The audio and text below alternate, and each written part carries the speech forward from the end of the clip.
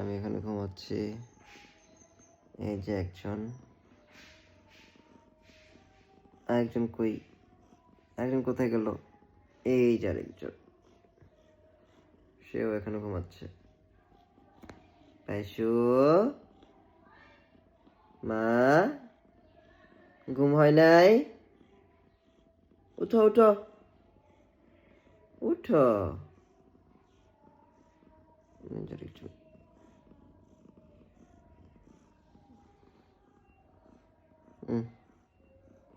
আমার একটা ব্ল্যাঙ্কেট, একটা বালিশ, নরম নরম বালিশ, ফ্লাফি ফ্লাফি বালিশ আমার, একটা ফ্লাফি পিলো আমার।